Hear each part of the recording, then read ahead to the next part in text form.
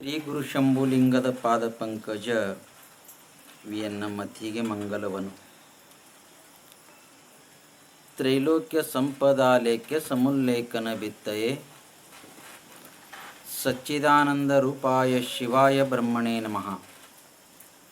ಯಾಮಾಹು ಸರ್ವಲೋಕಾನಾಂ ಪ್ರಕೃತಿಂ ಶಾಸ್ತ್ರಪಾರಗಾಃ ತಾಂ ಧರ್ಮಚಾರಿಣಿಂ ಶಂಭೋ ಪ್ರಣಮಾಮಿ ಪರಾಂ ಶಿವಾಂ. ಅದ್ವೈತ ಸಾರ್ವಭೌಮ ಚಕ್ರವರ್ತಿ ಜಗದ್ಗುರು ಸಿದ್ಧಾರೂಢ ಮಹಾಸ್ವಾಮಿಗಳವರ ದಿವ್ಯ ಚರಣಗಳು ಋನ್ ಮಂದಿರದಲ್ಲಿ ಧ್ಯಾನಿಸಿಕೊಂಡು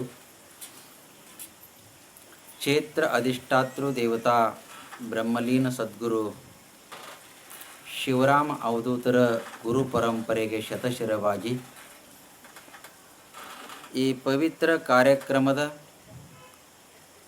ದಿವ್ಯ ಸಾನ್ನಿಧ್ಯವನ್ನು ವಹಿಸಿಕೊಂಡು ತಮ್ಮ ದರ್ಶನ ಹಾಗೂ ಆಶೀರ್ವಚನವನ್ನು ನೀಡುತ್ತಿರುವ ಪರಮ ಪೂಜನೀಯ ಶಾಂತಿಯ ಸಾಗರ, ಸಮಾನತೆಯ ಸೂರ್ಯ, ವಿಶ್ವ ಕುಟುಂಬಿ, ಮಾತೃ ಹೃದಯದ ಮಹಾಂತರೇ ಅನಿಸಿಕೊಂಡಿರುವ ಎನ್ನ ಆರಾಧ್ಯ ದೈವಾದ ಡಾಕ್ಟರ್ ಅಪ್ಪಂಗಳವರ ಪವಿತ್ರ ಚರಣಾರವಿಂದಗಳಲ್ಲಿ ಅನಂತ ಕೋಟಿ ಪ್ರಣಾಮನ ಸಲ್ಲಿಸಿ, ಈ ಮಠದ ಅಧಿಪತಿಗಳು, ಕಾರ್ಯಕ್ರಮದ ರುಹಾರಿಗಳು, ಪರಮ ಪೂಜನೀಯ ಶ್ರೋತ್ರಿಯ ಬ್ರಹ್ಮನಿಷ್ಠ ವಿದ್ವನ್ಮಣಿಗಳಾದ ವಿದ್ಯಾನಂದ ಭಾರತಿ ಮಹಾಸ್ವಾಮಿಗಳವರ ಶ್ರೀಚರಣದಲ್ಲಿ ಅನಂತ ಪ್ರಣಾಮನ ಸಲ್ಲಿಸಿ, ಪರಮ ಪೂಜ್ಯ ಶ್ರೋತ್ರಿಯ ಬ್ರಹ್ಮನಿಷ್ಠ ರಾಮಾನಂದ ಮಹಾಸ್ವಾಮಿಗಳವರೇ ಮೊದಲುಗೊಂಡು ಸಕಲ ಪೂಜ್ಯರ ಶ್ರೀಚರಣದಲ್ಲಿ ಹಣೆಮಣೆದು ಸರ್ವರಿಗೂ ನಮಸ್ಕಾರಗಳು. ಶ್ರೀಮನ್ ನಿಜಗುಣ ಶಿವಯೋಗಿಗಳವರ ನೀತಿ ಕ್ರಿಯಾಚಾರ್ಯ ಸ್ಥಳದಲ್ಲಿ ಬರಲ್ಪಟ್ಟಂಥ ಒಂದು ಪಲ್ಲವಿಯನ್ನು ಆಧಾರವಾಗಿಟ್ಟುಕೊಂಡು ನಾವು ಚಿಂತನೆ ಮಾಡ್ತಾ ಇದ್ದೆವು. ಸುಮ್ಮನೆ ಆಗದು ಅರಿವಿನಿಂದಲೇ ಮುಕುತಿ,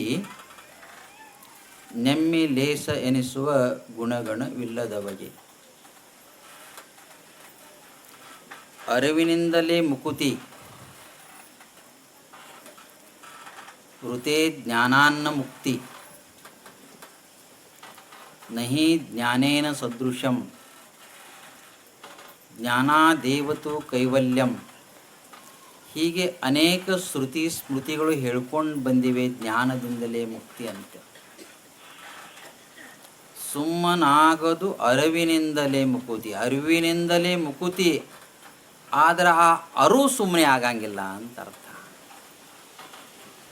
ಆಗ್ತದೆ. ಅರಿವಿನಿಂದಲೇ ಮುಕ್ತಿ, ಆದರೆ ಆ ಅರು ಅಂದ್ರೆ ಜ್ಞಾನ ಸುಮ್ಮನೆ ಆಗಂಗಿಲ್ಲ. ಸುಮ್ಮನೆ ಜ್ಞಾನ ಆಗಾಕ ಹಾಗೇನದು ವಿಧಿ ಇಲ್ಲ ಅದರ. ಆದರೆ ಜ್ಞಾನ ಆಗಬೇಕು ಅಂತಂದ್ರೆ ಒಂದು ಕ್ರಮ ಇದೆ ಅಂತ ಅರ್ಥ. ಏನು ಕ್ರಮ ಇದೆ ಎಂಬುದನ್ನು ಈ ಪದ್ಯದಲ್ಲಿ ಶ್ರೀಮನ್ ನಿಜಗುಣ ಶಿವಯೋಗಿಗಳು ಹೇಳ್ಕೊಂಡು ಬಂದಿದ್ದಾರೆ. ಅದಕ್ಕವರು ನೆಮ್ಮಿ ಲೇಸೆನಿಸುವ ಗುಣ ಅಂತ ಶಬ್ದ ಬಳಸಿದ್ದಾರೆ. ಆ ಗುಣಗಳನ್ನು ನೀನು ನಿನದಾಗಿ ಮಾಡಿಕೋ ಅಂತ ಅರ್ಥ. ಎಂಥ ಗುಣಗಳು ಎಂಬುದನ್ನು ಅವರು ಭಾಳ ಸುಂದರವಾಗಿ ಮೊದಲನೇ ಗುಣವನ್ನು ಹೇಳ್ಕೊಂಡು ಬಂದಿದ್ದಾರೆ.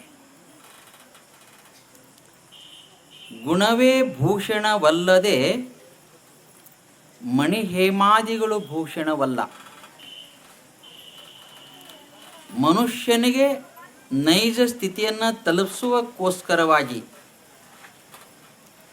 ಗುಣನೇ ಮುಖ್ಯ ಹೊರತಾಗಿ ಅನ್ಯಾನ್ಯ ಗುಣಗಳ ಅಲ್ಲ ಎಂಬ ಮಾತನ್ನು ಇಲ್ಲಿ ಹೇಳ್ಕೊಂಡು ಬಂದಿದ್ದಾರೆ.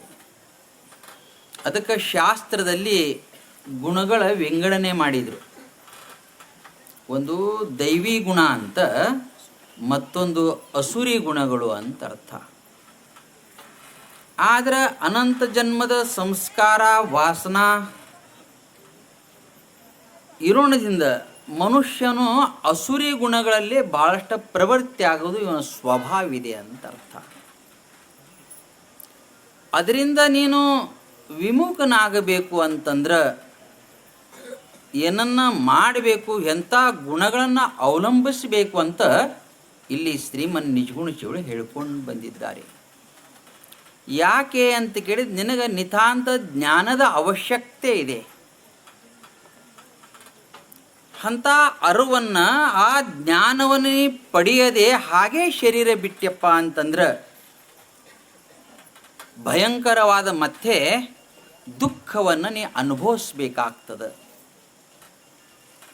ಅನೇಕ ನಿಕೃಷ್ಟ ಯೋನಿಗಳಲ್ಲಿ ಮತ್ತೆ ಮತ್ತೆ ಜನ್ಮ ತಾಳಬೇಕಾಗ್ತದೆ.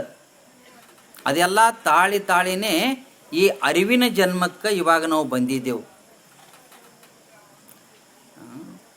ಅದಕ್ಕೆ ಅವ್ರು ಹೇಳ್ತಾರೆ,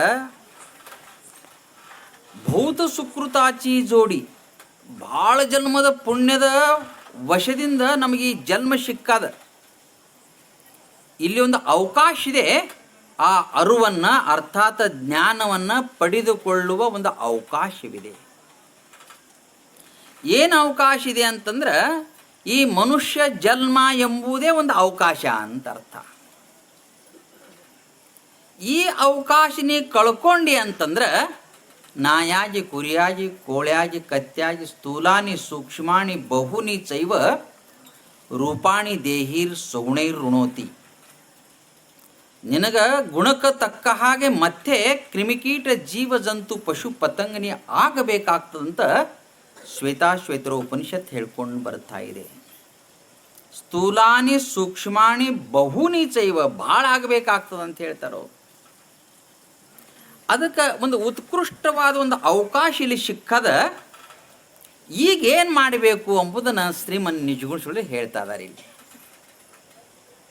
ಗುರುಪಾದ ಸೇವೆ ಒಲಿವಿಂದೆ ಮಾಡದೆ, ಸುಮ್ಮನೆ ಆಗದು ಅರಿವಿನಿಂದಲೇ ಮುಕುತಿ. ನನಗನ್ನಿಸ್ತದ ಇದು ಒಂದು ಗುಣ ನಿನ್ನಲ್ಲಿ ಸರಿಯಾಗಿ ಇತ್ತು ಅಂತಂದ್ರೆ ಅವರು ಹೇಳಿದ ಇನ್ನು ಉಳಿದ ಎಲ್ಲ ಗುಣಗಳು ತಂತಾನೆ ನಿನಗೆ ಅವಗತ ಆಗ್ತಾವ ಮಾತನ್ನು ಅಕ್ಷರಶಃ ಸತ್ಯವಿದೆ ಅಂತ ಅರ್ಥ. ಮತ್ತೊಂದು ಸಲ ಕೇಳಿ, ಗುರುಪಾದ ಸೇವೆ ಒಂದು ಗುಣ ನಿನ್ನಲ್ಲಿ ನಿರ್ದಿಷ್ಟವಾಗಿ ನಿನ್ನಲ್ಲಿ ಬಂದಿತ್ತೆ ಅಂದ್ರೆ ಇನ್ನು ಉಳಿದ ಗುಣಗಳೆಲ್ಲವೂ ತಂತಾನೆ ಬರ್ತಾವ ಅಂತ ಅರ್ಥ. 4 ದಿವಸ ಮಾಡ್ದ 8 ದಿವಸ ಬಿಟ್ಟ, 8 ದಿವಸ ಮಾಡ್ದ 10 ತಿಂಗಳು ಬಿಟ್ಟ ಅಂತಂದ್ರೆ ಇಲ್ಲ. ಇದು ಯಾವಾಗಲೂ ನನ್ನ ಭಾವದಲ್ಲಿ ಇಂಥ ಉತ್ಕೃಷ್ಟ ಗುಣವನ್ನು, ಯಾವ ಗುಣ? ಗುರುಪಾದ ಸೇವೆ. ಗುರುಪಾದ ಸೇವೆ ಈ ವಾಕ್ಯದ ಬಗ್ಗೆ ನಾವು ಎಷ್ಟು ಹೇಳಿದ್ರು ಎಷ್ಟು ವ್ಯಾಖ್ಯಾನ ಮಾಡಿದ್ರು ಕಡಿಮೆನೇ, ಆದರೆ ನಡ್ಕೋಬೇಕಾಗ್ತದೆ ಅಂತ ಅರ್ಥ. ನಾವು ಪ್ರವಚನ ಹೇಳ್ಬೋದು, ಇನ್ನೊಂದು ಗಂಟೆ ಹೇಳ್ಬೋದು, ಅರ್ಥ ಏನಿದೆ ಅದು ನಡ್ಕೋಬೇಕು. ಏನು ನಡ್ಕೋಬೇಕು ಅಂತಂದ್ರೆ ಗುರು ಅಂದ್ರೆ ನರನಲ್ಲ, ಸಾಕ್ಷಾತ್ ಭಗವಂತನ ಅವ ಸ್ವರೂಪ ಅಂತ ಮೊದಲನೇ ಭಾವನೆಯನ್ನಿರಬೇಕು. ಅದಕ್ಕೆ ನೆಮ್ಮೆ ಅಂತ ಹೇಳ್ಯಾರ ಅವರು. ಮೊದಲನೇ ಭಾವ ನಮಗೇನಿರಬೇಕು ಅಂತಂದ್ರೆ, ನಾ ಯಾವಾಗರೇ ಹೇಳ್ತಾ ಇರ್ತೀನಿ, ನಿತಾಂತ ಮನುಷ್ಯನಿಗೆ ಈ 4 ಗುಣಗಳು ಬೇಕಾಗ್ತಾವಂತ ತಮಗೆ ಗುರುತಿದೆ. ಮೊದಲನೇದು ಏನು ಬೇಕು ಅಂತಂದ್ರೆ ಅನ್ನ ಬೇಕು. ಅನ್ನ ಬೇಕಿಲ್ಲ, ಅನ್ನ ದೇವರ ಮುನ್ನ ಇನ್ನೂ ದೇವರೇ ಇಲ್ಲ. ಅನ್ನಂ ಬ್ರಹ್ಮೇತಿ, ಅನ್ನ ಬೇಕು. ನಾವು ಬೆಳಗ್ಗೆ ಮಧ್ಯಾಹ್ನ ಅನ್ನ ಊಟ ಮಾಡಿದ್ವಿ ಅಂತ ತಿಳ್ಕೊ ಕುಂತಿದ್ದೆವು, 8 ದಿವಸ ಊಟ ಇಲ್ಲ ಅಂದ್ರೆ ಅದಕ್ಕೆ ಮನುಷ್ಯನಿಗೆ ಮೊದಲನೇದು ಅನ್ನ ಬೇಕು. ಏನೋ ಹಣ ಇಲ್ಲದೆ ಸಂಸಾರ ಮಾಡ್ತೀನಿ ಅಂದ್ರೆ, ನೀ ಪ್ರಪಂಚ ಮಾಡಬೇಕು ಅಥವಾ ಸಂಸಾರ ಮಾಡಬೇಕು ಅಂತಂದ್ರೆ ನಿನಗೆ ಹಣ ಬೇಕು. ಅನ್ನ ಬೇಕು, ಹಣ ಬೇಕು, ಎರಡಾದು. ಮೂರನೇದು ಸದ್ಗುಣ ಬೇಕು. ಏನು ಬೇಕು? ಸದ್ಗುಣ ಅಂದರೆ ಒಳ್ಳೆಯ ಗುಣಗಳ ಬೇಕು. 4ನೇದು ಸದ್ಭಾವ ಬೇಕು, ಅಂದರೆ ಒಳ್ಳೆಯ ಭಾವನೆ ಬೇಕು. 2 ಗುಣ ಒಳಗದವ, 2 ಹೊರಗದವ. ಯಾವ ಹೊರಗದವ? ಅನ್ನ ಮತ್ತು ಹಣ ಹೊರಗದವ, ಮುಂದೆ ಸದ್ಗುಣ ಮತ್ತು ಸದ್ಭಾವ ಒಳಗಿದೆ. ಆದರೆ ಮನುಷ್ಯ ಹುಟ್ಟದಾನ್ಸುಟ ಸಾಯುವವರೆಗೆ ಅನ್ನ ಮತ್ತು ಹಣಕ್ಕೆ ಬೆನ್ನತ್ತದ. ಎಲ್ಲಿವರೆಗೆ? ತಾನು ಕೊನೆ ಉಸಿರ ಎಳೆಯವರೆಗೆ ಕೂಡ ಬರೀ ಅನ್ನ ಹಣ ಅನ್ನ ಹಣ ಅನ್ಕೋತ ಹೋದಂದ್ರೆ ಇವ ನಿಕೃಷ್ಟ ಯೋನಿಗಳಲ್ಲಿ ಜನ್ಮ ತಾಳಬೇಕಾಗ್ತದೆ. ಅದಕ್ಕೆ ಮನುಷ್ಯನೇ ಸದ್ಗುಣ ಮತ್ತು ಸದ್ಭಾವನೆಯನ್ನು ಅನ್ನ ಹಣದ ಜೊತೆಗೆ ಬೆಳೆಸ್ಕೊಂಡಿದ್ದೆ ಆದ್ರೆ ಈ ಜನ್ಮದಲ್ಲಿ ನೀ ಸಾರ್ಥಕ ಮಾಡ್ಕೊಳ್ಳೋಕೆ ಸಾಧ್ಯ ಆಗ್ತದೆ. ಅದಕ್ಕೆ ಹೇಳೋದು ಗುರುಪಾದ ಸೇವೆ. ಮೊದಲನೇ ಭಾವನೆ ಇದೆ, ಗುರು ಸಾಕ್ಷಾತ್ ಭಗವಂತನ ಸ್ವರೂಪ. ಇದು ಮೊದಲನೇ ಭಾವನೆ. ಅವನ ಪಾದ ಅಂತಂದ್ರೆ ಸಮಸ್ತ ತೀರ್ಥ ಸಮಸ್ತ ದೇವತೆಗಳ ನಿವಾಸ ಅಂತ ನಿನ್ನ ಭಾವ ಇರಬೇಕು. ಅವನ ಚರಣಗಳು ಅಂತಂದ್ರೆ, ಅವನ ಪಾದಗಳು ಅಂತಂದ್ರೆ ಸಮಸ್ತ ತೀರ್ಥಗಳು ಸಮಸ್ತ ದೇವತೆಗಳ ನಿವಾಸ ಗುರುವಿನ ಅಂಗುಷ್ಟದಲ್ಲಿದೆ ಅಂತ ಅನ್ನೋ ಮಾತನ್ನು ಗುರುಗೀತೆಯಲ್ಲಿ ಹೇಳ್ಕೊಂಡು ಬಂದಿದ್ದಾರೆ ಅಂತ ಅರ್ಥ. ಇಂಥ ಒಳ್ಳೆಯ ಗುಣ ನಿನಗೆ ಗುರುವಿನ ಬಗ್ಗೆ ಇರ್ತಿತ್ತು ಅಂತಂದ್ರೆ, ಇದು ಇಟ್ಟುಕೊಂಡು ನೀ ಸೇವಾ ಮಾಡಿದ್ದೆ ಅಂತಂದ್ರೆ, ಸೇವಾ ಪರಮಧರ್ಮಾ ಯೋಗಿನಾಮಪಿ ಅಗಮ್ಯಾಹ.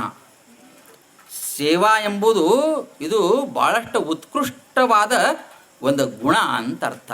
ಗುರುಪಾದ ಸೇವೆ ಒಲವಿಂದೆ ಮಾಡದೆ, ಎಷ್ಟು ಸುಂದರವಾಗಿ ಹೇಳ್ತಾರೆ ನೋಡಿ.